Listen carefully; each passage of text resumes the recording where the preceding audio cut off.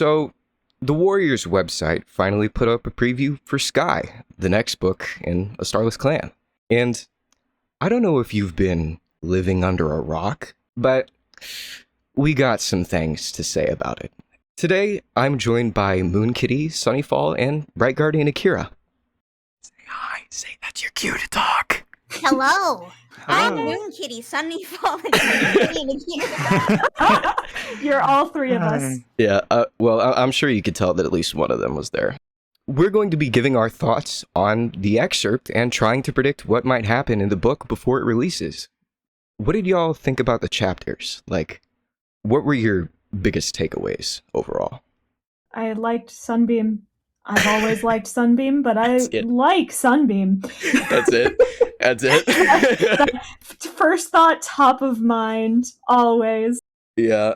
Well, in my opinion, okay, I know just starting it off like that already sounds bad, but I appreciate Sunbeam and Frostpaw for a lot different reasons. So I kind of liked Frostpaw's chapter a lot more, but that's just kind of like a personal thing. And I mean, that's fair. They're both good chapters. Yeah, I don't like how they kind of shut down the idea of Mothwing being leader, though, like immediately. Like they they had Frostpaw like go back and be like, "Oh no, I'm stupid. I shouldn't have even suggested that. How dare you have an idea that the fandom likes? That's heresy. It can't happen." Kind of reminds you of when the characters were trying to guess who the imposter was, and the characters were insulting them. Right, yeah. And then, what was it with that guy, Splashtail, or whatever? Everybody on Twitter... Splashtail? Everybody on Twitter, though, is like, oh my god, he's so sus. You know, it's like... He doesn't have to be. So... Conspiracy aside, pretending that I don't care about predicting anything in the future, I just like that someone in RiverClan was willing to reach out and talk to this poor depressed child who lost both of her parents and has the weight of the clan on her shoulders. Yeah. That seems nice. Yeah, but how likely is that to be a complete sham, though, you know what I mean?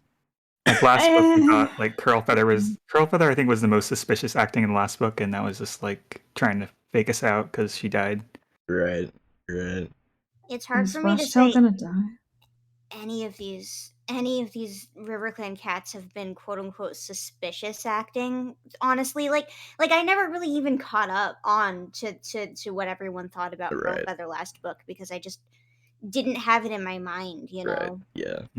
The only one I can say who's unquestionably suspicious is Lightleap, and it's because they specifically put in the scene where she was walking away from RiverClan territory exactly at the time of Reed Whisker's death, and was also acting suspicious about where she was at the time. That could just as easily be a red herring, but it's that is the obvious suspicious thing. And Barry Hart, basically saying she was in the group. Yeah. Well, Barry Hart might be a different group, though. I'm not entirely sure if we have two different problems here or one big problem. I don't know if I can give them enough credit to do two different groups, two different conflicts. It could be either of them. I don't know at this point. But but if it is that same group, what would their motivation for killing Misty Star specifically be? Yeah, that's or Reed Whisker, because he was the obvious murder one rather than just the heart attack. Yeah, well, Misty Star, she kind of had to go, you know, but Reed Whisker ended up at the bottom of that ravine or whatever. I'm not really sure how Barry Hart would correlate to that exactly, because right now, the vibe that she's kind of giving off is that I don't know, mother support group. You know what I mean? She has a political issue, an ideological problem with the clan changes. Mm-hmm. But I don't know why someone with ideological problems with the clan changes would be against Reed Whisker. Yeah, who, as far as we can tell, has never done a gosh darn thing in his life. Yeah, that's what makes me kind of scared to see how they're gonna follow that up, because I don't want to have another. Oh my God, the Dark Forest cats are they're in their dreams again, and it's Barry Hart's evil or something, and it's there's I don't know, it's They had some pretty like suspicious like dreams from Frostpaw. So it's like, Yeah, I'm that's wishing. It really feels like they're gonna go with evil like, ghost dreams again. I don't want I am wishing with Please not every again. bone in my body to not have a dark forest plot again. don't want After we just finished the last arc saying the dark forest is good and solved now, we're not dealing with them anymore. Oh look, they're here again. Shoot. Right. One thing that you can always count on them to do is to milk old characters. Yeah.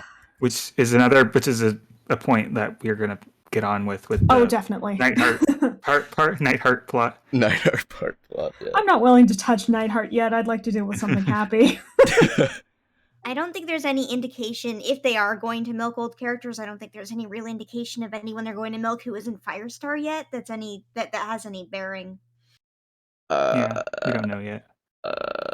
I'm kind of... Also, while we're on ancestor talk, because this is never going to come up again, it was 2 pages long. What was with that prologue? I don't know. What is actually stopping in them? StarClan now because there's a hole in it. Someone drilled a hole in StarClan? Yeah, it was Ashfur, and now it's cold there. Oh no! They put a hole in it. The winter air is flowing into StarClan. There's always an excuse. What is stopping them from contacting and it doesn't seem like it's like last arc that they're being shut off from contacting anyone. They're specifically being cut off from RiverClan for some reason. Mm-hmm. Yeah. We so can't they get could involved for no reason. Well, they could just be repeating Shadowsight's exact thing over again, where she's getting odd dreams that aren't actually from StarClan, and StarClan themselves can't contact her. I would hate that so much. That's what I talked about in one of my videos, I think. Yeah. I don't know how I feel about that. I'd like this arc to be the least amount of repetition from the very last arc as possible. Yeah. We could be in for a Sky Clan sort of situation where the ancestors kind of like lose their connection because the clan itself is falling apart. That could be interesting. I would like that. I don't expect them to remember that, though, to be honest, but it could happen. That's true. And for Misty Star already said that she was choosing not to interact. Right. Well, hold on. I'm. Wait. Yeah. You gotta go back and look. Oh yeah, because they say. Do you really want them to know how vulnerable it is right now? Yeah. There's nothing we can do. Yeah, I guess I think is the only reason I got that impression. Yeah, I guess Reed Whisker does like suggest that they could talk to the other clans. Yeah, why would they have to talk to the other clans? Talk to Frostpaw. Because Frostpaw's all messed up like Shadowsight, I guess. Yeah. This whole thing's like, oh yeah, like every character has their echo, like from the Broken Code. Sunbeam is better, Bristlefrost. Frostpaw is slightly better, Shadowsight. Nightheart is... It's worse Root Spring. Root Spring by a long shot. Man, that's gotta be like the worst insult. Worst Root Spring. That's not, they're already... Not a high bar. Yeah. Root Spring in the first 2 books was good. I liked Root Spring for the first 2 books. but is the bar really set that high after that, though? No. Yeah, exactly. Exactly. So I don't know. We could always have worse Clear Sky or worse Violet Shine. Oh God, don't even. I don't even want to think about that. Violet Shine was already worse Ivy Pool. I don't want worse Violet Shine. Can we wrap back around to Reed Whisker really quick? Yeah, of course.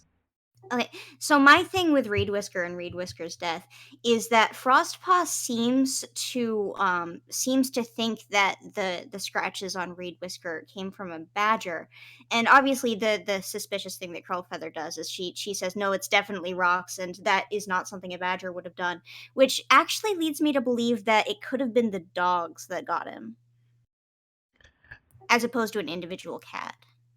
Yeah. Because it seems to be not cat scratches specifically. That's entirely possible. Well, Curlfeather. She's like part of the plan, but she got like double crossed or something. I feel like Frostpaw is a very new medicine cat and might not be fantastic at crime scene examination just yet. Sure, but I don't think that they would do that unpurposefully, you know? But sure, yeah. Do they really have a grasp though? Do you think on like what that whole thing is really going to turn out to be though? Because you know how they write their books, right? So I actually imagine they do. I think the mystery plot is going to get solved by the end of the third book. What's after Sky? Shadow? Shadow, yeah. And then the other clans. They almost certainly write these 2 books ahead. So they know exactly what's going to happen in the 3rd book. They have no clue what's going to happen in the 6th book when they're writing the first one. Right. I think they know exactly what's going on here. I just think they haven't given us enough clues yet for us to figure it out with any level of accuracy.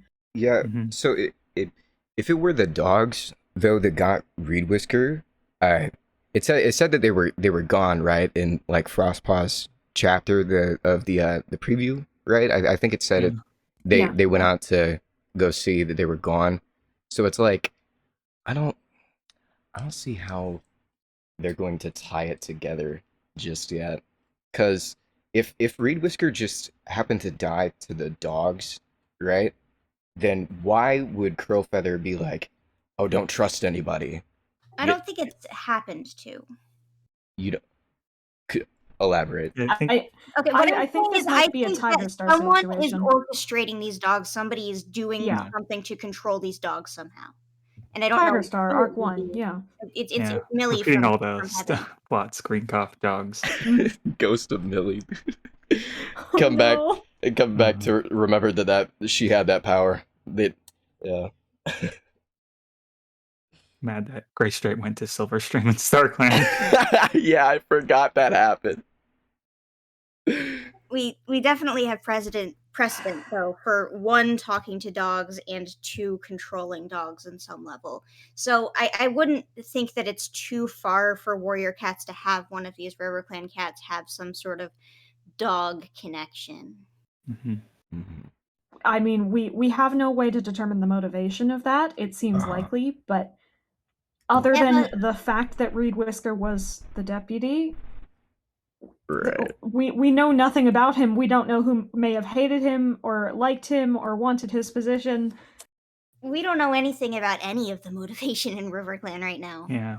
Well, they've been trying to speed run that in this Frostpaw chapter right now. They've been trying to tell us, who the prospective leaders were before they stepped back due to fear and grief. Right. So, who's like the front runner that you like suspect the most? I mean, they were putting like a decent amount of emphasis on Splashtail, and I've seen a lot of people on Discord and like Twitter saying that they think that Splashtail is gonna have something to do with it somehow, because being nice apparently just that's red flag number 1 in warrior cats, I guess. So I don't know. I've been sticking away from strict predictions. I do. The one thing I can say for certain is that I think it is something within River Clan, and not just Lightleap or Berryheart, for example. Right. Because Misty Star and Reed Whisker were talking like River Clan was doomed or destroying themselves somehow. Right. So I'm guessing it's an inter-River Clan thing, and beyond that, I don't know yet. Right. I haven't been reading anybody's social media series, so I'm not really sure where their lines are going right now. But I'm under the impression that it's not just one person. Yeah. I think, I think there's like 1 or 2 that are like up, and then there's some like people that are just in the know. I think Lightleap is like lower on the totem pole if she's involved. Right. Berryheart is probably like up there. Yeah. And there's a couple. There's like a couple River Clan cats that I suspected when it's like been so long since I wrote the theory. I can't imagine Lightleap and Berryheart being involved in the same group, at least knowingly. Yeah, I don't know. I kind of feel like Berryheart's thing is just kind of separate, and that they're just doing that to follow up on like the code changes, right? So that it, yeah. Well, also Berryheart's thing could actually be fueling the whatever conspiracy group is, Right. Because they're much more open and supposedly honorable. They would work as a good front for conspiracy theorists to take up. Right. But is that really anybody like outside of Shadow Clan? Because you know, at the gatherings, it's kind of just like nameless people in the background that they just pull out of nowhere to be like, "Hey, Well, you also agree apparently with the her?" entirety of ThunderClan now, I Oh, guess. You can pull anyone out of character for anything in order to support your mindless mob fantasies. oh God, let's stop. I don't want to talk about Nightheart yet. I don't want to talk about Nightheart yet. Not just Nightheart. That's a reoccurring problem in several scenarios. Gull Swoop reveals herself to be super xenophobic. Oh no! Not Gull Swoop. That was so out of pocket, though. Like, oh yeah, he's not a real clan cat. Don't worry about him. Like, it was so uncalled for. You can get a better mate, one that's actually Shadow Clan. Yeah, it's like I feel like that happened a lot with the code change haters. Is that like this? They just pull out like this super huge like hatefulness out of nowhere. Oh yeah. It's like we need to like sort of like doesn't need to be for everyone. Some of them could just be like crazy, but like we need to like have some of this stuff like be more subtle and like because that way it's more relatable. But if you just make didn't even change that much, guys. You're really getting worried about absolutely nothing. Right. Yeah. It made a lot of sense in the first arc because you had kind of like established factions of cats who were more xenophobic than others, more open than others. But like after the whole Firestar's leader and Firestar's kin is the leader of ThunderClan or whatever the heck, like just the idea of people being xenophobic against kitty pets specifically or cats from other clans after all the things they went through in recent years, it just doesn't add up in the same way. Right. It's a well-known fact that anytime clans help each other, their gratitude will be forgotten by the beginning of the next book. It's an absolute requirement of clan culture. Right. I still think it's kind of weird that like making those kinds of comments like tangentially, like just like offhand like that is still kind of weird. You know, like you think when they're trying to get away from that kind of stuff that they would like shun that, you know, from their society and they try to start moving away from that, obviously with, you know, people like Dustpelt being dead. You know, you know what I mean? So yeah. But yeah, I don't know. I mean, Thornclaw's still there. Yeah. He's a rickety old elder now. Yeah. Oh god. Now this is about ThunderClan, but it isn't about Flame Nightheart. Nightheart. Yep. Nightheart. Yeah. Flame Pelt. Where did I even turn that from? It's a name. Or something. Anyway, that Fernleaf, right? She was supposed to come over to ThunderClan and be with Bumblestripe's son. What is that? Who is that? Fern. Fernleaf is a Dawn of the Clan's cat. I don't think you're talking about Fern Stripe.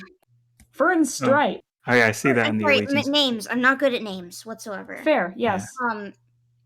Fern Stripe was supposed to come over and be with Bumblestripe's kid Shelfer, who has been notoriously actually a very xenophobic cat up until this point, which is kind of yeah.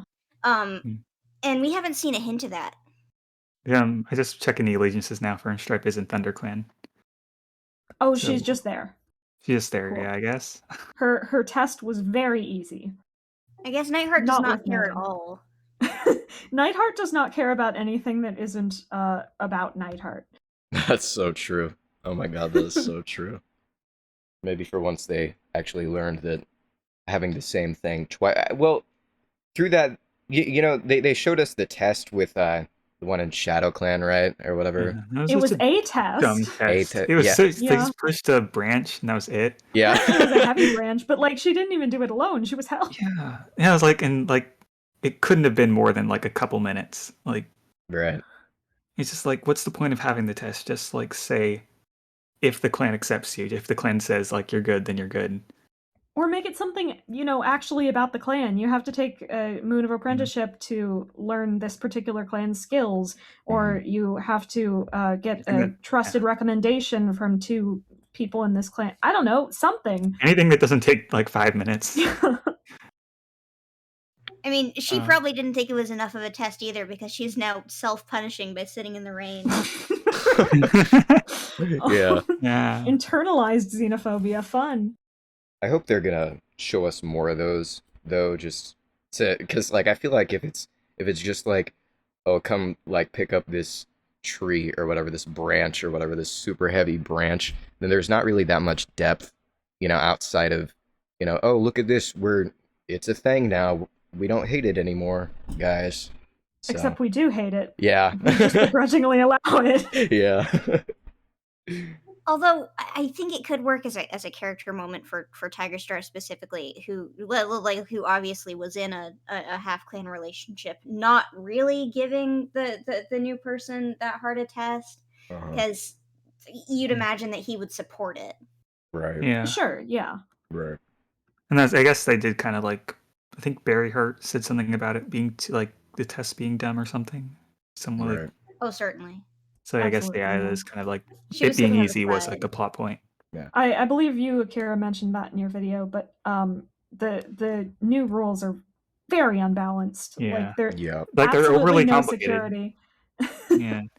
There's too many like specifics. Like if they're they don't have a written language, so why would it be so long? Yeah. And specific. Right. But we've never seen any like quoting of the warrior code ad nauseum to apprentices or kits or anything. It just shows up in the guidebooks. Mm-hmm. Right.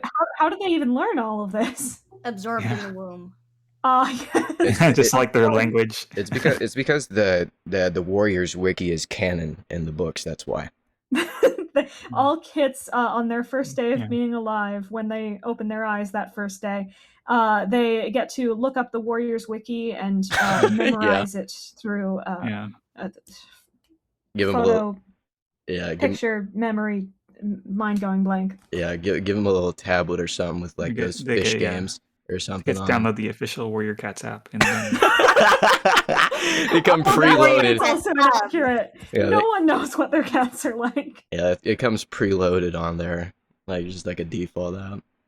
God, I can't even imagine like what an iPad generation of Warrior Cats characters would be like. That would probably be like the new low. Hey, Jayfeather, did you know that Yellowfang had 2 other kits and they were named Wish Kit and Hope Kit? No, tiny kid. Yellowfang never gave them a name. They died too quickly. What? But it says right here, it's Wish Kit and Hope Kit. Stop. Sonny, stop role-playing. Oh my god, you just know there's gonna be like 3 or 4 people that are just gonna be like absolutely going ballistic in the comments. Oh, of course there are. There always are. Yeah. Yeah. Sorry to call you out, but I know that you're real. Okay, so let's touch more on like Sunbeam's chapter. I feel like that's a good point to pick up on. She has conflicting motives that lead her to do things and regret them. Right. But still not have a reason for doing them. She has a reason for doing things and still has regrets about it because she cares about different things and has feelings she hasn't yet learned to deal with.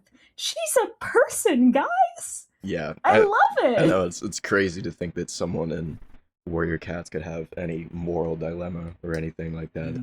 It's a new concept and almost entirely. Actually, like wanting to be friends with the person you broke up with in Warrior. Right. Oh my gosh. Right. So, I was going to bring that up. So there's this moment where Blaze Fire's in the medicine den and Rowan Kit was being taken in for totally not Greencov guys. Yeah. And they were wondering if Rowan Kit should stay in there. Shadowsight said they should. And Sunbeam immediately said, well, should we move Blazefire out? And before anyone had a chance to say anything, she internally cringed because she was saying, no, I shouldn't be immediately thinking about Blazefire. We're not mates. And I like this so much better than Bristlefrost's approach of Stemleaf rejected me. I literally don't care about this guy anymore. Right. Sunbeam still cares about him. She's just trying to say he shouldn't be my first thought because we're not mates. I'm supposed to be pulling away from that relationship to give him distance. It was so like lame how little Bristlefrost cared when Stemleaf died. She was just like, right, didn't even phase her. Yeah. She grew up with. Didn't care when Rose Petal died either. It was Yeah. Or Berry Nose. Berry Nose was the deputy she replaced. Rose Petal was her flipping mentor. Stemleaf was her best friend and mate.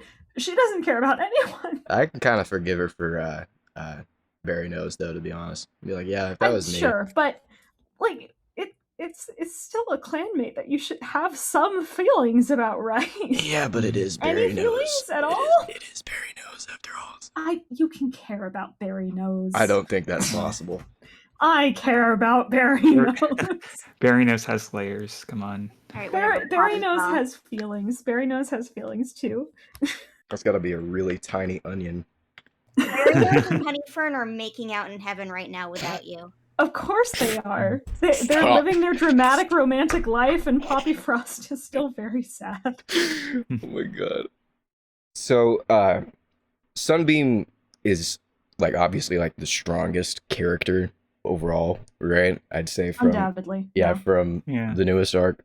But that Frostpaw currently has the strongest plot, but I don't care about plot, so it doesn't matter. Yeah. I feel like Frostpaw needs a little more for like time to grow into like herself, like because we like a whole point. Like I get it's a plot point that like they're always trying to tell her what to do, but she is doing better. I like the particular way in which she's reacting to the level of grief in her life. Yeah. But I would like some more like goals, motivations, how she does on a good day. Right. Which hopefully comes with time. Hopefully, please. Yeah. I like Sunbeam's personality. I like how she has, motivations and thoughts about things and anxieties. But like the thing that's really, really important to me about Sunbeam is actually the community that she's in and how much she interacts with the people around her and how much she thinks about all of the minor characters surrounding her all the time. But she knows these people exist and talk and think about them because she's surrounded by them every day. Right. It's wonderful. Frostpaw is kind of like the anti-Sunbeam in a lot of those areas. I mean, not as much as Nightheart, but I'm not talking about Nightheart right now. But Frostpaw is like she doesn't know these people because she's a baby. So when we're trying to get her perspective on what's going on or who seems suspicious or what she thinks of people, most of what she thinks is like, oh, Misty Star looks frail, she doesn't have very many complex emotions about anyone, and it's hard to really see the River Clan characters around her as individuals unless they're like sticking their neck out and saying, look at me, I'm the red herring. Right. Yeah. I also that absolutely petty and doesn't actually matter, but I'm still miffed that they didn't ever have RiverClan culture in the last book at all. They mentioned fish once in the entire book, and it was Cherryfall making fun of RiverClan from across the lake. Yeah, the plot kind of stole that away, to be honest. And I don't know. I like the plot, I really do, but like I don't know about that decision specifically. So, and like at this point, I don't know how they're exactly going to expand on that, if at all, because they're already talking about how RiverClan is like falling apart or whatever. They're like fighting or whatever, like specifically in the preview or whatever, right? They're like, oh, all they could do is disagree with each other, So I don't know how much room they're really gonna leave for us to actually get to understand like modern RiverClan, which is why I think the POV being like an apprentice makes sense, because like to be fair to like her generic kind of like writing style, does anybody really know anybody in modern RiverClan like at all, really, like other than like Misty Star? Of course not. I don't see that as like a crutch, like I see that as an opportunity for them to make those RiverClan cats whatever the heck they want to, and instead they're not really acting on that. Right. Most of the development time spent on any characters in RiverClan last book were specifically using it to build up knowledge of, interest in, or love for characters so that when they killed them off, you would care. Right. Which left us in this book with a clan of characters they still had yet to develop and a long way to go. Mm-hmm.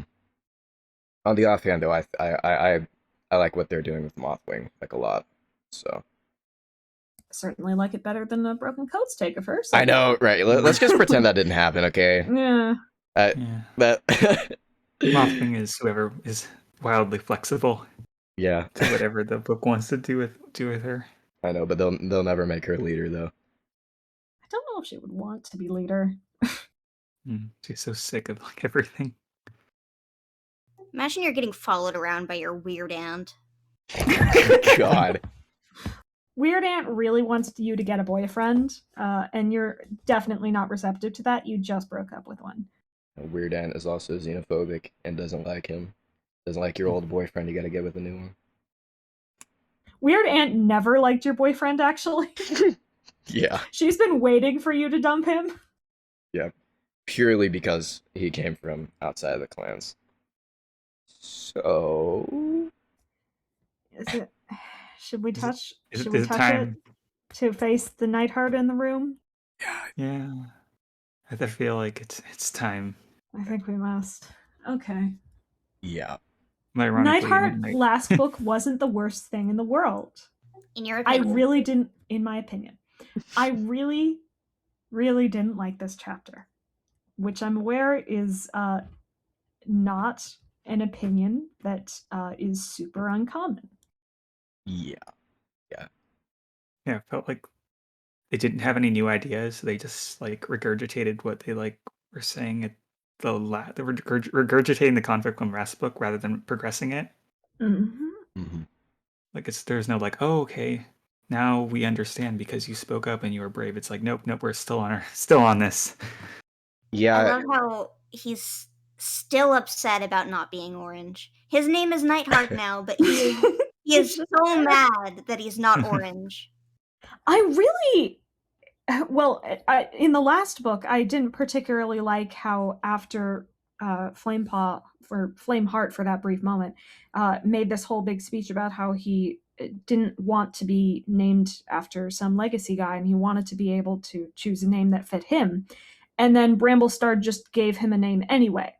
The fact that it happened to be a name that he was okay with still didn't detract from the fact that you asked to pick your own name. And then in this book, everyone's acting like he actually did pick his name somehow, and that Bramblestar did not agree to this. I don't know. Yeah, it's Bramblestar's name still. Yeah, Bramblestar chose the whole thing. Yeah. Bramblestar isn't even mentioned, I don't think. No. Nope. Like Nightheart is in his own little like bubble. Yeah. I don't know. It's just the way that they, I don't know, like stack the odds against Nightheart and like turn the whole world against them. Like it doesn't really make sense. I don't know. Like, you know, their whole story is supposed to be like an allegory for like coming out, you know, and being true to yourself, right? Is it supposed to be? It's supposed or does it be. Like, I can't tell if it's supposed to be or if it just ends up being an allegory really, really close to being trans. Yeah. I don't know. It lacks all of the nuance, you know, and the subtlety that would make something like that work, though, you know, because instead, you know, they just decide, hey, let's constantly harass and like bully this character, you know, like we need it to be spelled out to us. Just like Shadowsight, they've been doing this for 3 arcs now. Please stop. Yep. Even though, you know, all that really does is kind of like ruin the chapters for that character, you know. Being bullied is not a character trait. Yeah. It's kind of senseless and, you know, defeative to the, you know, that narrative. And I don't really understand why they keep, you know, melding whoever's in the background to fit all of this when it... Not even the background, just anyone who's not the point of view character. Right. Whenever it entirely recontextualizes their personalities, you know, and only changes them whenever the plot calls for it. You know, and it's like, what won't they sacrifice? That's just kind of the whole vibe that I pick up from it. It's like they're purposefully trying to like put this character down over and over again, like Shadowsight. And I mean, it's definitely not a new problem. Right. It's come up in a few arcs, but every single time it makes the conflict worse in every conceivable way, because you don't have anyone fighting for the protagonist besides themselves, which means you don't have anyone giving the arguments as to why anyone's points are right or wrong. The entire clan is saying, you suck, we hate you, and the protagonist just says, no, I feel bad about that, because they're being attacked on every side and don't get the chance to make any coherent debates. You don't actually get to talk about your points. It's really kind of like, if you boil it down, it's kind of just like an us versus them kind of thing. You know what I mean? And like, I feel like they're trying to amplify that to make it seem like the character is edgy, right? But it really, they're trying to make us sympathize with him. Right. It's the main thing. We're supposed to sympathize with Neidhart, and the easiest way to do that is to make everyone around him hate Neidhart unnecessarily, illogically, against their characters, what have you. I believe there's a direction they're going with Neidhart, and I believe a lot of people, regardless of if they like Neidhart or not, probably aren't going to like it. And I think that's, I think it's an arrow, and the arrow says Neidhart is going to realize that he actually is very much like Firestar. And that's going to hit the character straight in the chest. Everything is just going to flip over, and the conflict is going to be resolved without any sort of ending. I also see that coming, and it's one of the reasons that I'm not wholly convinced that the trans allegory is purposeful. I know it's not purposeful, because they have they have absolutely no understanding of that.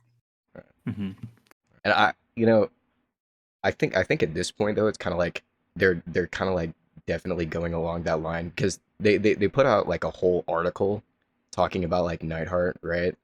And Neidhart actually is as strong as Firestar. I guess we'll see how much he is like that legendary Tom. Yeah, no, they're definitely like that's got to be something that they have like queued up, and they're actually like going to go for. Even in the warrior ceremony, it's just like, well, you can keep heart because you can't erase your past. You're keeping the suffix. This isn't your past, like it or not. by the way.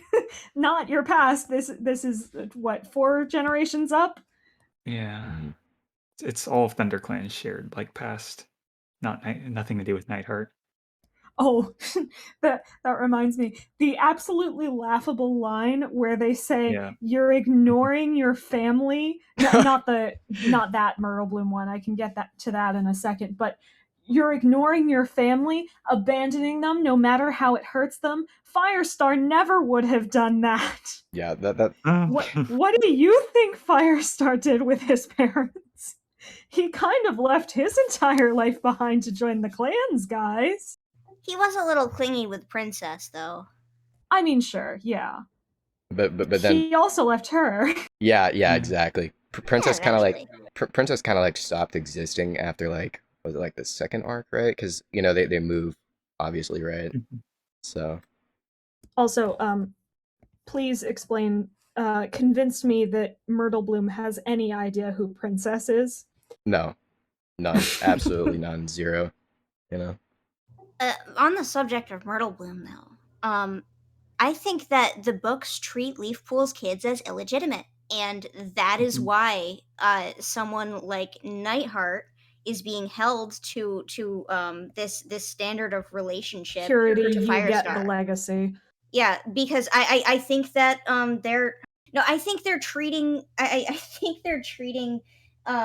Leafpool's kids as illegitimate children, and that rubs me so backwards. But I can't imagine any other situation. And that is definitely how they're being treated. Yes, it's also entirely unwarranted, because both of the 3's possible sets of parents were direct Firestar kids. Right. It's not like Leafpool had them and they were raised by Sorreltail or something, or that Squirrelflight was raising Sorreltail's kids or something. Right. They're both Firestar's kids. They're going to be Firestar's children or grandchildren. Either way, it doesn't matter. Right. Either way, it's being treated as more of a scandal than actual heritage. Yeah. And what the heck is with Finchlight? Why does no one care about Finchlight's legacy? What has she been doing lately? Gossiping with her mom? Yeah. Oh, apparently, she gets to rag on Neidhart for him abandoning their family. Right. Other quotes I have saved from Finchlight is, "If you stay here, I know you should go find somewhere else to eat. If you stay here, you'll give Sparkpelt indigestion." I did that. Why? Yeah, I know that. Why are they making her so mean? I know her Maybe personality. she's right, though. Her personality kind of just like changed all the time. Like she was kind of like almost nice to Nightheart last book. Right. Yeah. She was reaching out to him and specifically trying to offer her support. He was just shutting her down. But now, like, I guess that goes out the window. Sure.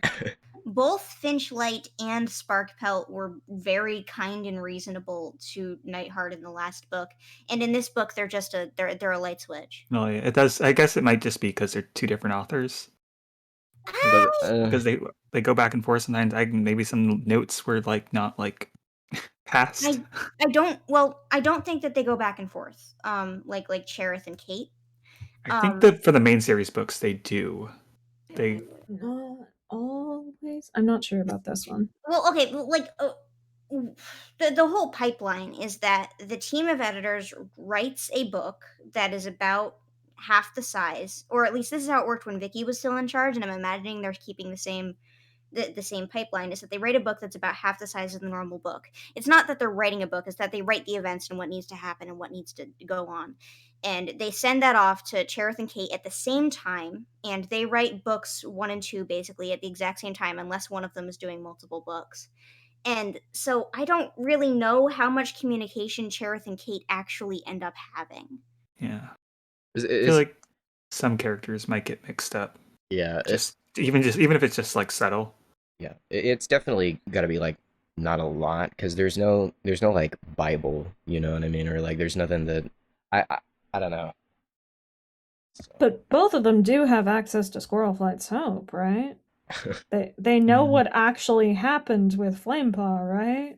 I mean, the one who wrote it probably has some recollection there, but again, they're not in charge of the things that happen in the book. So if something is an action that is being taken in the book, they didn't come up with that. Neither of those authors came up with that. Definitely not that, but like the editors should remember, though, right?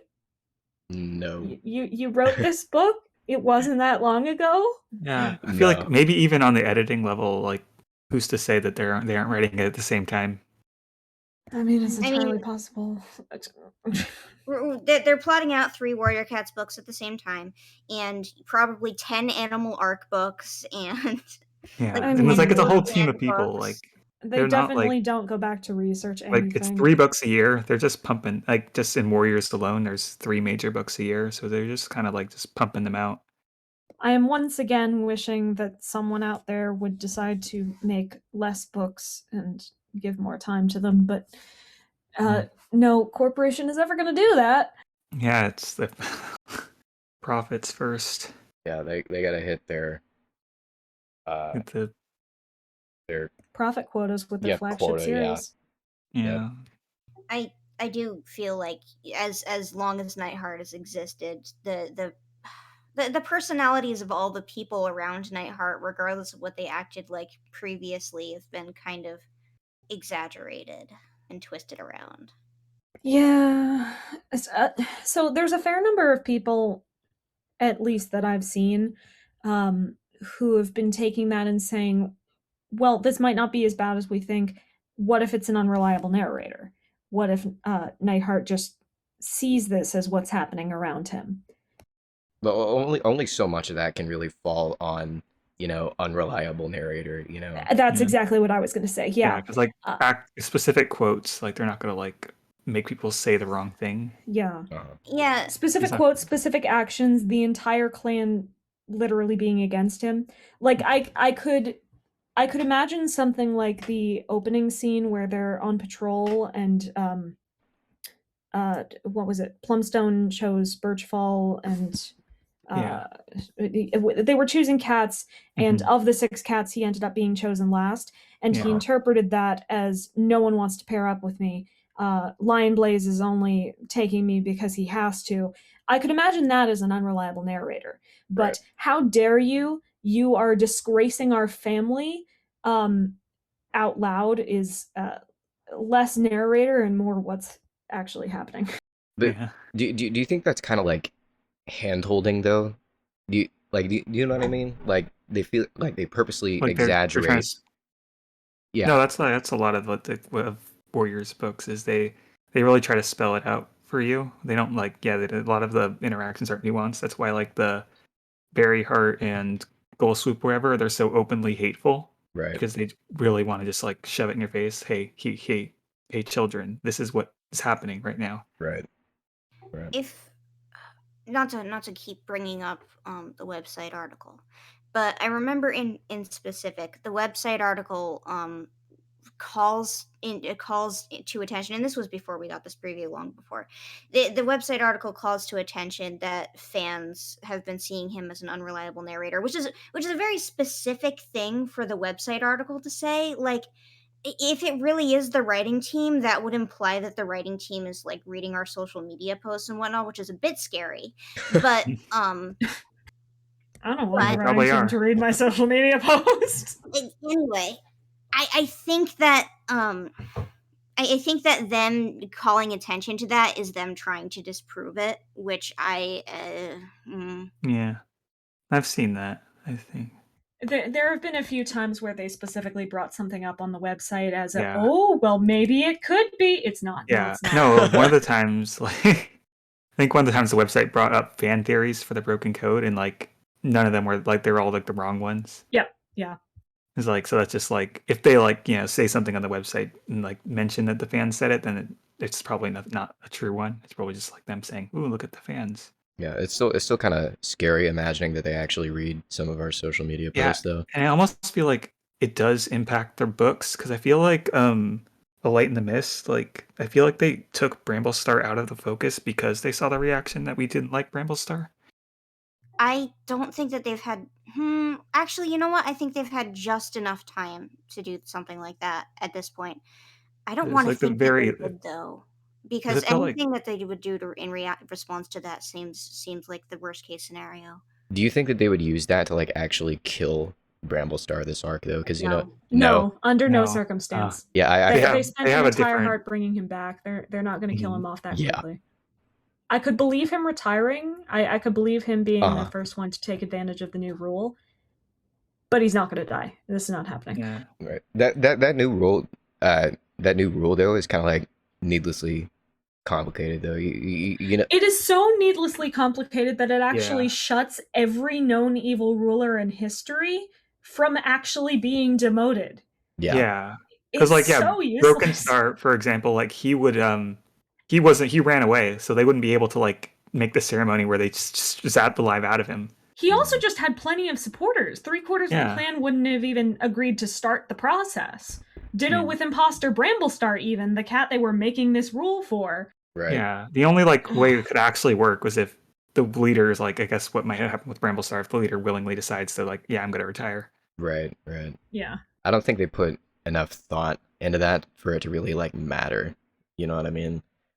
So I think leaders should be allotted retirement specifically, though. Like the fact that they're constantly like getting to a state where they're just going as like really old. Like a Black Star got super old and had problems because he was super old. More Pine Stars in the world.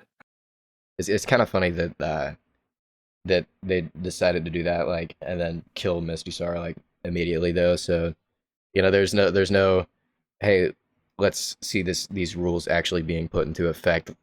It's just no, Misty Star has a heart attack on like a rock or something, and that's it, So, there's the thing that we've been ignoring, and that is the Sky Clan Green Cough thing. Oh yeah. Yeah. And the ThunderClan Green Cough thing, for that matter. They were talking about it too. They're kind of like spelling it out, right? Sky Clan's gonna be like the Green Cough, like the cat mint like dealers. Cat mint dealers. Every clan will be dying or getting Green Cough. Who does Sky Clan save? Yeah, is my main guess with that.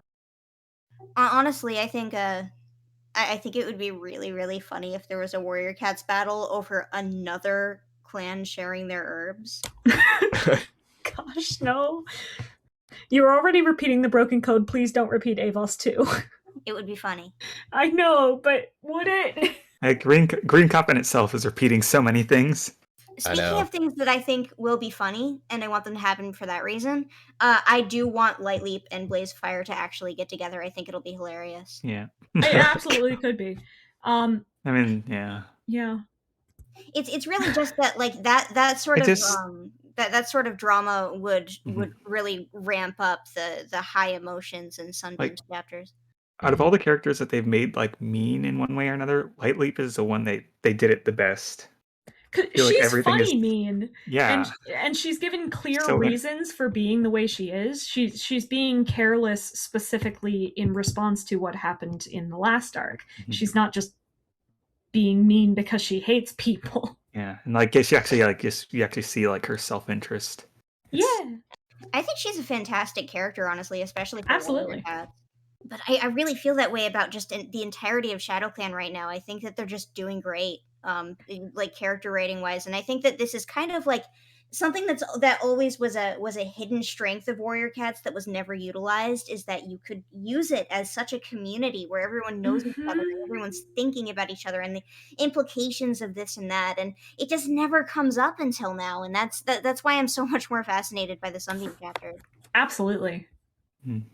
I admittedly also just out of personal satisfaction really love that the way Sunbeam reacts to stressful experiences and not getting along with one of her clanmates right now is doing more work. Like she explicitly says that she's doing more work to avoid being with Blazefire. Yeah. And I love that that's your choice of response you go to. Partially just because one of the first things we learned about her in her first chapter in River was also that she was a bit of a workaholic and had working ambitions. And you're continuing that on. That's also how you deal with stress, honey. What a good girl. Right. Do you think, though, that they're kind of going to like get away from that, though, with the whole thing that they're trying to set up with SkyClan? You know, it was mentioned in both Nightheart's and Sunbeam's chapter. They both, was it Jayfeather and Shadowside, they're wanting to go to SkyClan for help specifically. And you know, with the book being obviously called Sky, you know, right? Do you think that they would go as far as to remove one of the protagonists from their clan to stick them in SkyClan to resolve this thing? No, I don't think they would do that.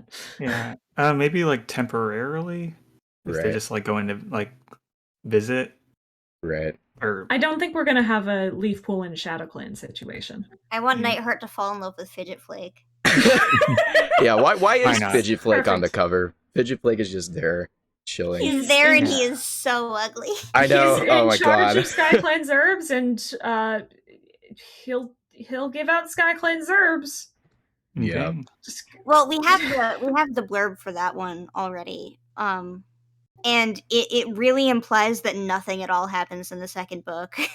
Oh, they always because do that. We have the blurb for the third book, and that's what I'm talking about. No, that's what, I thought you. I totally thought you meant. I feel like Sky. they definitely did that with Broken Code too. They realized like, you know, with the Vision of Shadows, like it was kind of like super spoilery with like all the blurbs coming out. And I think by Broken Code, they're like, you know what, we should just make them really vague.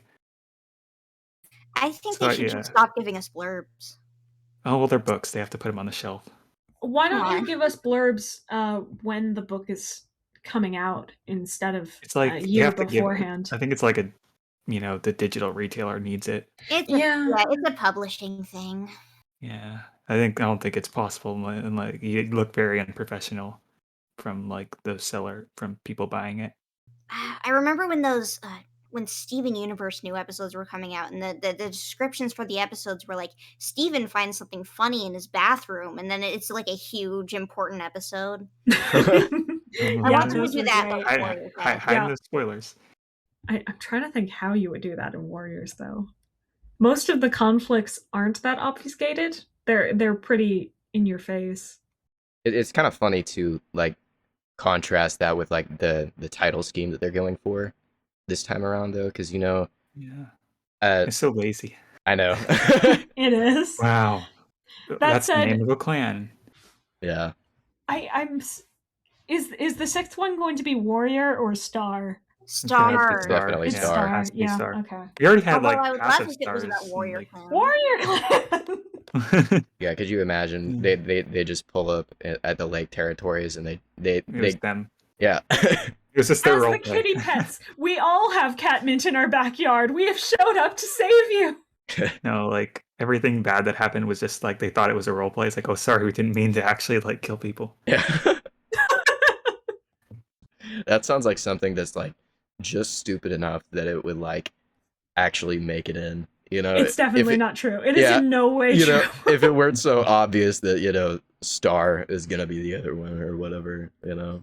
But it just sounds so dumb that it would like actually kind of like make sense if you think about it. Also, this is all entirely off topic. It has nothing to do with Sky. I know. I feel like we just don't have enough information to really guess any more than we have without really going off the rails theory wise. Right. I mean, obviously it's gonna like some degree of it's gonna like focus around like Sky Clan because, you know, they're already setting it up in the first couple of chapters, and obviously the book is called, you know, Sky. So, but I don't know. The Greencough thing, like I kind of like audibly sighed, you know, out loud as soon as like there was any whiff of another Greencough conflict, and I don't know. I don't have really high hopes for this book, to be honest. Just like Sunbeams and like Frostpaw's chapter that we got was good, but how the way that this is going to tie into like Sky Clan, I think is going to be like really weak and kind of like escapes from the plot, you know, just in general, in a way that isn't good for like any of the characters that are going to be involved, you know. It kind of detracts. It could be, but also having to all compete over the same resource of the only thing that can cure your green cough would also bring up the current River Clan themes of how much can we actually trust the other clans, how much are we actually allied now, what happens when one of us is weak and only one of us can succeed. Right, but they kind of did that with like Wind Clan though, right? Because that yeah, but in that case, they had one star who just chose the B and A hole option. Right. Leaf Star is not like that. Yeah, Leaf Star. What was it about the Shadow thing? Right, she's on the cover as Shadow, right? And like Tiger Star is like supposed to be like super like mad or like suspicious of like River Clan, right? Yeah, and yeah. Well, I can see that now because River Clan is apparently choosing not to tell anyone what's happening. So I guess they're not going to tell them for the rest of this book, probably. Mm-hmm.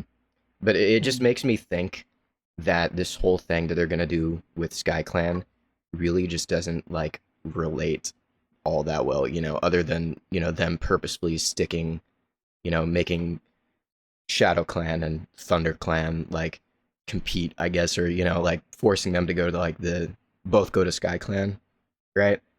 And yeah, it really feels like this book is just going to be like one of those things that you like could like skim and like you'd still be able to like reasonably like discern what's going on in like the next book. So, and I think book 2 of the Broken Code kind of like was similar, or it's like not a lot happened that changed things. Right. And like book 3 was where all the big stuff happened. Right. Well, clarification, but not necessarily contradiction to your point, because the end of Lost Stars was also the very first moment that Bramblestar was possessed. So all of Silent Thaw was establishing what possessed Bramblestar looks like. Right. But also at the end of River was the first time that River Clan was thoroughly left without a leader and no direction to find one. And this book seems like it will be at least for like, River Clan dealing with like what that looks like. Book 1's establishing like the problem. Book 2 is just like, you know, just the explaining problem. what the problem is. Let's see and what it book looks 3, like. the book 3, the problem's still there, and that's when like we actually move towards the solution.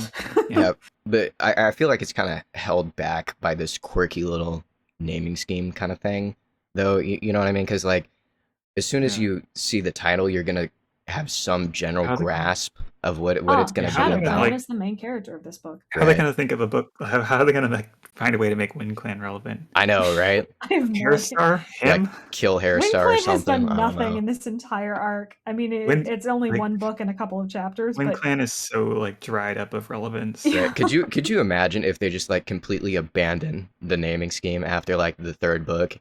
we have River, we have Sky, we have Shadow, and we have darkness found in the light. Yeah, something like that. That would. Oh my god. I think it would be funny if they only skipped over Wind Clan. Yeah. Like they ended on like Leopard Clan or something. Okay. Oh yeah. Wait a second. So we have River, we have Sky, we have Shadow, we have darkness found in the light, we have Thunder, and we have Star.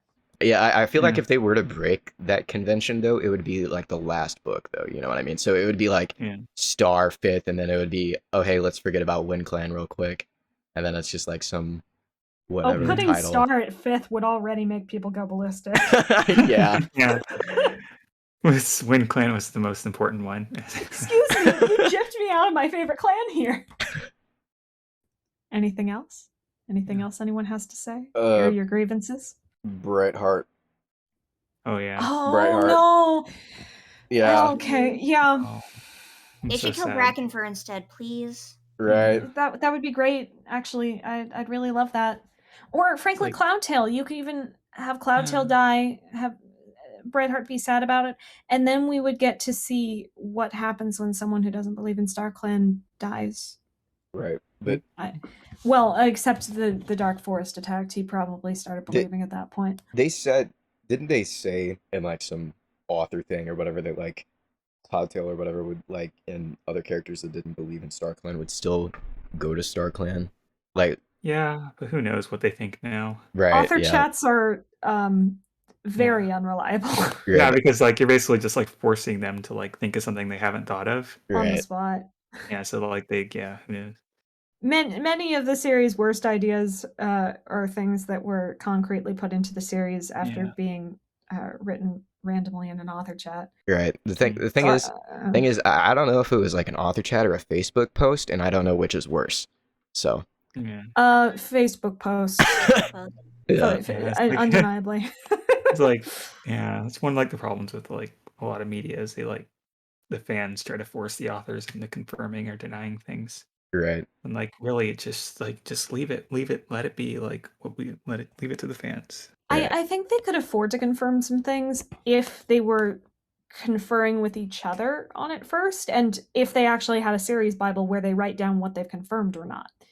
But neither of those are true, so it's just very hectic. Back when the Facebook fan was in charge, it was at the very least coming from the person who was composing the content of the books. So like on some level that's not really like a huge problem, but at the same time I think that a lot of people are just it made everything a lot more complicated than it needed to be. It was a lot of unnecessary information, and it still is. Mm-hmm. Speaking of unnecessary information, transition. On the Brightheart thing. You guys like you've seen like the like Thief and Thunder Clan like next, was it manga or whatever that they're doing, right? Yeah. Do you think that they're going to tie that into like a Starless Clan story? Because like I don't think that at all. No, well, I don't really in the past. I don't really see how like a title like that could really correlate to anything that like, unless they just like stealing Tatman. I don't know. Yeah, well, they kind of just have to like stick it in somewhere, which is something that they, they're definitely not. They've done before. The mangas have always just been stuff that's past like, events, right? Yeah, filling in gaps. Yeah. I bet you anything that it's a Forest Territories story, and I secondarily am pretty sure that it's just coincidental that Brightheart and Cloudtail were on the page that he was drawing. Right. Yeah. I don't know that it's about Brightheart and Cloudtail. Right. That said, I do think I know when it takes place. I'm going to bet that it's somewhere in the year or so between the end of Darkest Hour and the beginning of the New Prophecy. Graystripe's vow time. Yeah. Either Grapestripe's vow time or right after that when Brambleclaw's a little older. Yeah, they could really put anything there To be fair. Yeah. So that's the same time as like Ravenpaw's Path. Yeah, absolutely. Yeah. Yep. But people on Twitter seem to think that this is going to be like the send off to Brightheart or something, just because she had like this whole Greencough thing. Just I feel like that's kind of like a coincidence though, that like that specific page was shown off, and obviously it's a very ambiguous title, right? And I don't think much of that really points to directly relating to Brightheart and Cloudtail, as nice as it would be to assume, to think that they would give those characters that attention. I'd love to have Brightheart content. I know. Even if it is a Brightheart and Cloudtail manga, though, which I would love that. Sure, absolutely. Let's do it. I don't think it's going to be her send off. They wouldn't put someone's send off in a manga. No, not that she's gonna die in the manga. More that like it just corresponds to like the event. Like, oh, here we're creating Brightheart interest. Here we're creating Brightheart interest there. Mm-hmm. For anyone who's seeing her die and wondering what a great cat she was, here's her manga. Yeah. Right. Like, yeah, Greystripe didn't die in his Super Edition. No. Yeah. I don't think that Brightheart is going to be dying for like I guess it's entirely possible, but there's a lot of situations in which an elder is sick and nobody like it's a bit of a scare and nothing happens. Like I think that even happened to like Squirrelflight once, where she got really, really sick and everyone was worried, and then just nothing came of it. Yeah, I think they're kind of just gonna use that to like artificially like raise the stakes of whatever this Sky Clan thing is, if they're gonna fight or if they're gonna like harass Sky Clan again or something, which I think them going back to like bullying Sky Clan is definitely something that I would see them doing, because for some especially reason, with the tradition theme, the whole like well, Sky Clan didn't used to be here, blah, right? Blah. Yeah, it's a shame. Is Gullswip going to get mad at Sky Clan because they're not real clan cats? They shouldn't be here.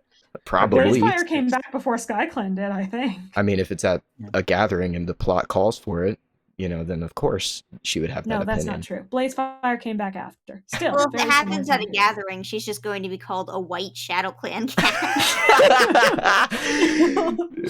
But we'll know. We'll know. Right. Unless it's one of those times, I'm completely blanking on where it was, but someone had said, oh no, a ginger Shadow Clan cat called this out, and in the entire allegiances for that period, there were no ginger cats at all. Yeah.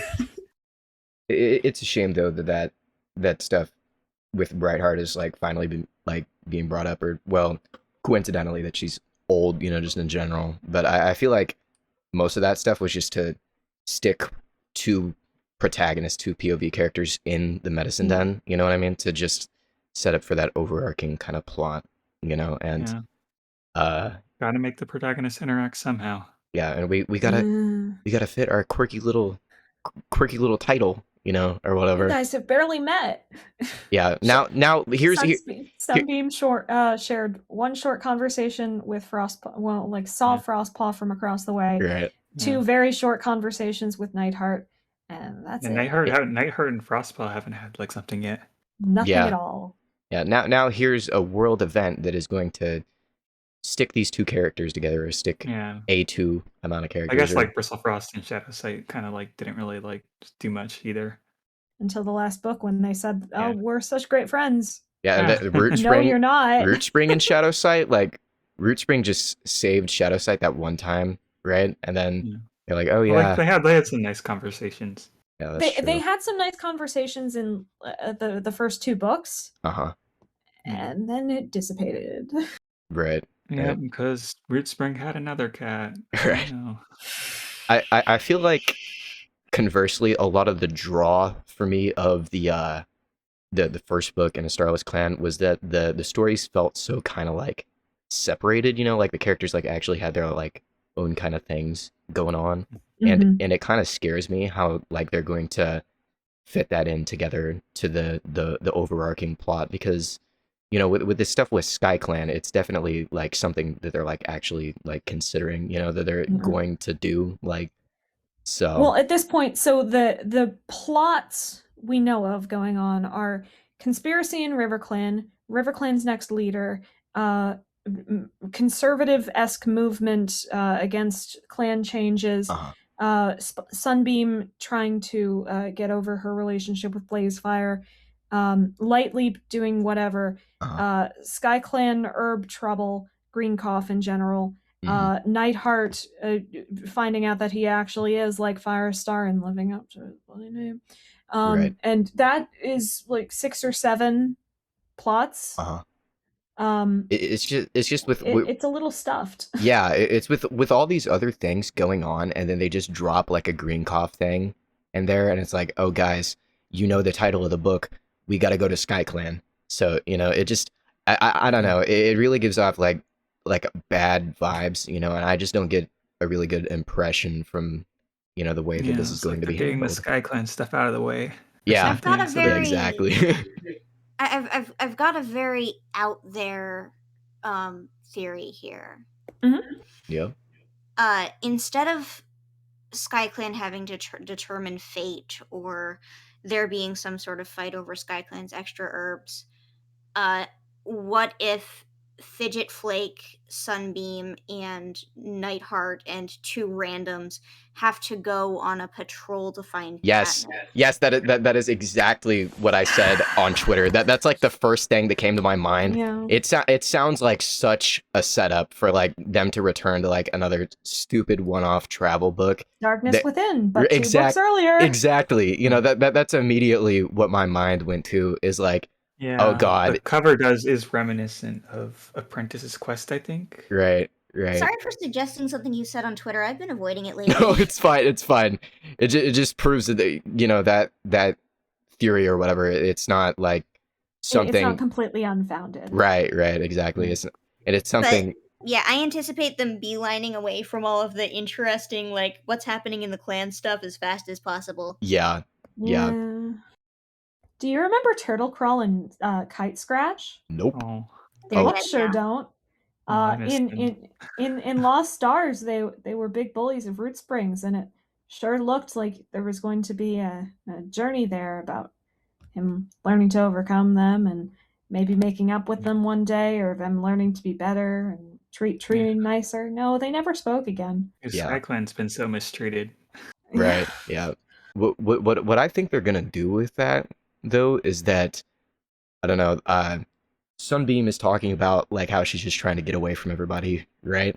That sounds like the perfect excuse for them to like ride that and like stick her, like go off with like Sky Clan somewhere. That sounds like the perfect setup. And then like Nightheart is also like, oh my god, everyone hates me, or whatever, because they do, because the book is being written like that, purposefully exaggerating, but it's like, I don't want to imagine that they would do that, because just travel book, just as soon as you hear that, you want to run away and like scream, like but it's like, I see that being something that they would do, like, especially because like Shadow is supposed to pick up so like directly with like Berryheart, practically the same status quo. Yeah, with Berryheart and whatever's going on with the River Clan or whatever, and I feel like they would use that as like another reason to keep the River Clan to perpetuate their plot going forward as like kind of like a solo thing, just going on with Frostpaw until that kind of like maybe climax towards the end where like Tiger Star is like being a massive hater or something, Please no Night Sun. Please no Night Sun. I know please, that. No I know. Please no Night Sun. That's exactly what they would do, though. That's exactly what they would do. I can see it coming from a mile away. At this point, they gave us a full chapter dedicated to them. I know. The arc is about forbidden romance, but like, couldn't you have not made it like a mature adult woman and the most immature adult man I've ever seen in my life? Right. It's broken code too. Right. Additionally, could you please stop putting the protagonists together in romantic relationships? Oh no, impossible. What ends up happening is you ignore every other relationship of either of those 2 cats that might have existed previously, and now both of their chapters, 2/3 of every book, will solely be dedicated to this relationship. I don't care. That's what I kind of like hate about like these protagonist relationships, because as they start to like spread out where they're putting the protagonists at, so much of their time is spent focusing on that relationship when it could be used developing like the clan's culture, or like actually expanding upon the world, the universe, in like an actual meaningful way, rather than going back to that trope, that cliche that they've founded, that's appears in literally every arc, and it's just like I don't really think that it's worth it. And it might just be like what's interesting to you, like young readers, I guess, just having the romance plots. Ooh. Yeah. Not all young readers like romance, guys. Take it from experience. Like, I don't think that it's romance that's the problem, even. I think that Warrior Cats could do with plenty of romance if it was actually developed to any extent. It's just kind of like their extent of romantic writing is you're pretty, you smell nice. Yeah, and then it's I like you. Yeah, and then it's kind of like more of a plot device than it is really like an actual like relationship that they're trying to build, and it just it makes it seem more like a cop out, like the obvious answer, you think that it's there, and they always go back to pulling on that, If they treated building a romantic relationship like building a friendship, and then just dashing in the fact that they're romantically inclined, right, I would probably have no issue with it. I would understand why these two like and seek each other out. I would understand that they enjoy spending time with each other, and then when it turns out they're romantic, I would say, cool, next step, lovely. Right. But they don't. Yeah, instead it's either like a love at first sight thing, or it's like an accident, you know what I mean? Or like somehow these characters get put together to do some certain thing, or go do that, which is why I'm so scared of this book. I really don't want to see Sunbeam and Nightheart. I really do not. I do not want to. Praying to StarClan. It's horrible that it's like actually something that could like, that they're like, with the stuff that they're leaning into with the Sky Clan thing. It's like order of like yeah. It's so bad. I don't want to think about it. I think infatuation is the best way to describe it. That's as far as their relationships go, because that covers both the literal surface level, you're just pretty and I like you, 1 Star and Smoke-esque romances, if you want to call them that, and also you saved me one time, or you said one nice thing to me one time. I will be loving you and devoted to you forever. Right. So it's kind of funny. You saved me. Yeah. And for the record, I realize everyone is probably now thinking of Bristlefrost and Rootspring, but I'm thinking as far back as Sandstorm and Firestar had that exact thing too.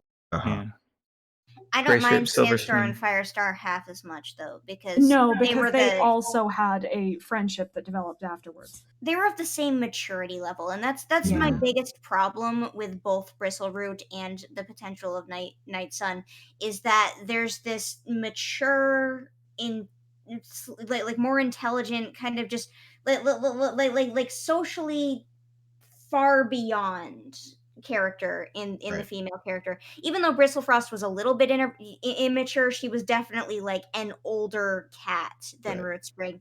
And it's not that I think it's inappropriate so much as I'm just a little bit bothered that it's always the female character who's like this kind of mature figure, and then the male character is this creepy little guy. Yeah, which is why with those like these breadcrumbs existing in these like previews, and like the little chapter or whatever with Nightheart, like so like he had that interaction with Sunbeam right at the gathering or whatever, and it's like she invaded his brooding space. Yeah.